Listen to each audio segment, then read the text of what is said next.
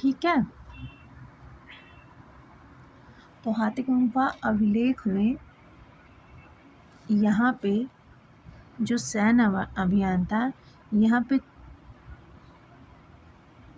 चतुरंगिणी सेना का प्रमाण मिलता है, रंगड़ी सेना का, ठीक है, जो चारों तरफ से थी।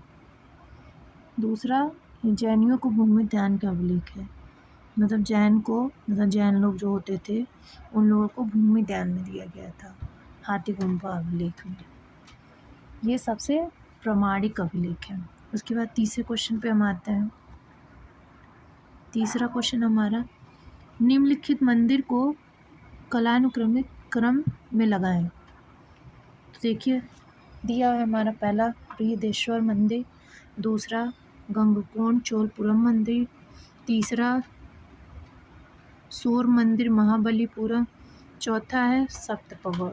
तो इसका आंसर होगा आपका सप्तपगौड़, फिर है आपका सूर्य मंदिर महाबलीपुरम, फिर आपका है बृहदेश्वर मंदिर, फिर गंगकोट चोलपुरम मंदिर है। ठीक है, अब इसके बारे में थोड़ा देख लेते हैं हम अच्छे से।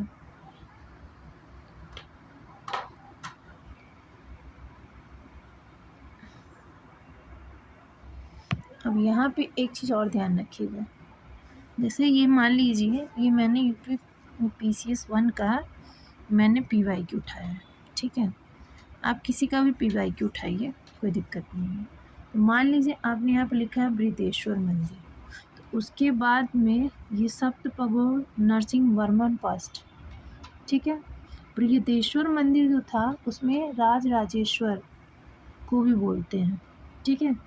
सप्तपगौड़ा छोड़ दीजिए, एक मिनट, सप्तपगौड़ा बृहदेश्वर मंदिर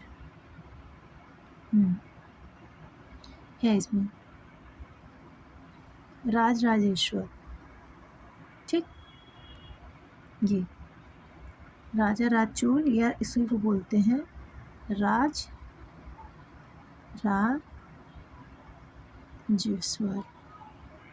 ठीक।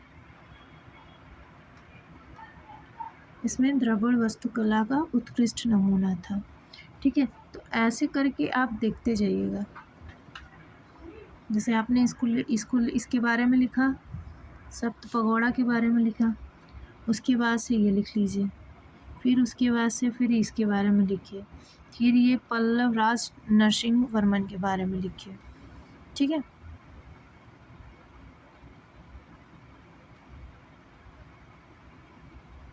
अब ये पल्लव राज जो था ये द्रविड़ कला से थी, ठीक है। अब हम देखेंगे चौथा क्वेश्चन।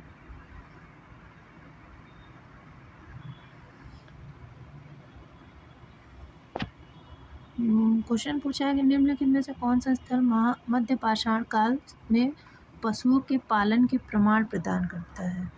तो मध्य पाषाण काल से पशुपालन प्रारंभ हो गया था, तो इसका जो है बागोर से है, बागोर और आदमगढ़, बागोर हो गया। दूसरा है आपका आदमगढ़ से भी,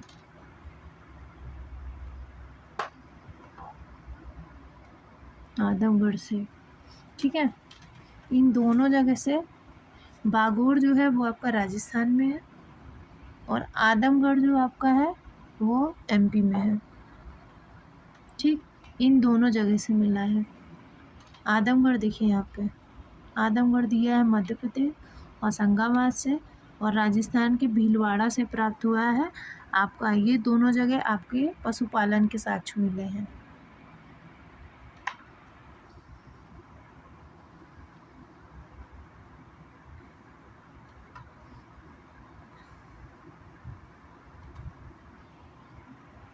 अब ये वाला क्वेश्चन देखते हैं। निम्न में कौन सा सिंधु घाटी सभ्यता के केंद्र उत्तर प्रदेश में स्थित है।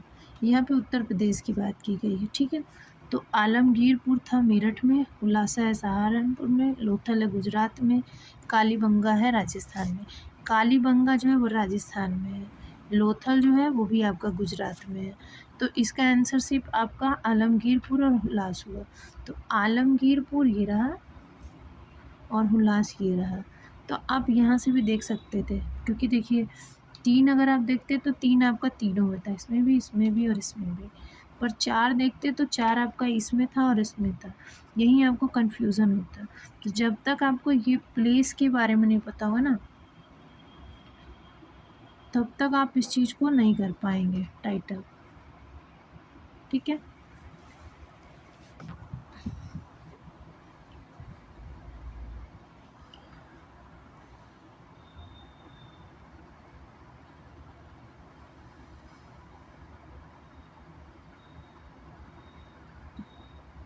मुझे PCS 1 का सबसे अच्छा ये लगा इस नोट्स में, इसने बहुत अच्छे से डिटेल में दिया हुआ है सारा।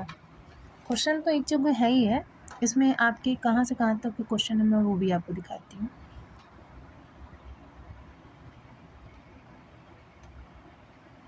देखिए 2018 से 25 तक के क्वेश्चन है इसमें। ठीक।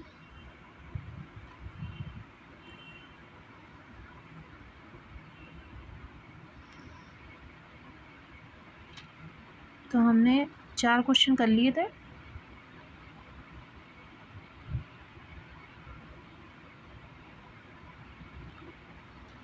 हमने 5 क्वेश्चन कर लिए थे, हमको छठा क्वेश्चन देखना था।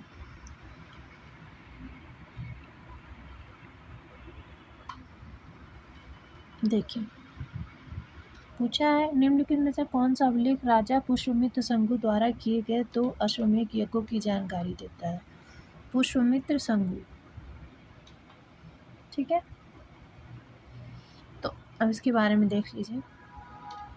मौर्य साम्राज्य के अंतिम शासक बृहदत्त की हत्या के बाद पुष्यमित्र शंभु ने 185 ईसा पूर्व में शंभु वंश की स्थापना की।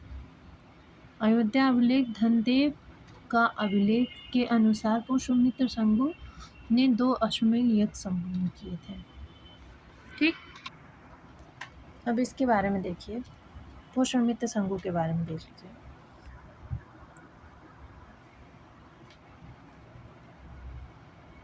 ये मौर्य काल का लास्ट राजा था। ठीक है।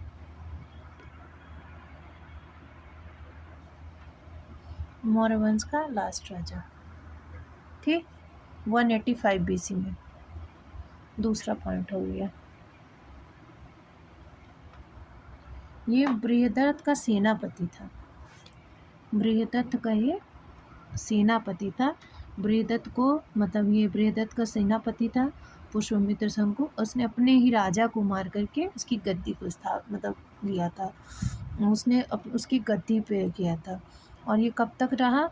शंभु वंश जो था वो हमारा, शुंग वंश जो था वो हमारा 185 से, एक मिनट, 185 से 73 BC तक। ठीक। 185 से 73 BC तक। ठीक है।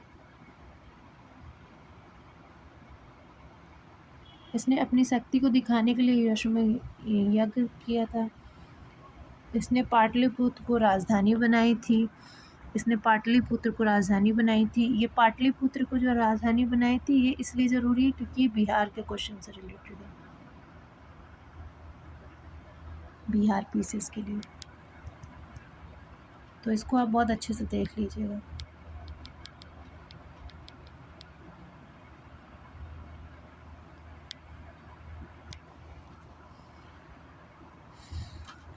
अब 2018 के एंशियंट का क्वेश्चन ख़त्म हो गया। अब आ जाइए अब मेडिवल के क्वेश्चन पे। तो मेडिवल का क्वेश्चन हम इससे देखेंगे। तो आज हमने 2018 का क्वेश्चन ख़त्म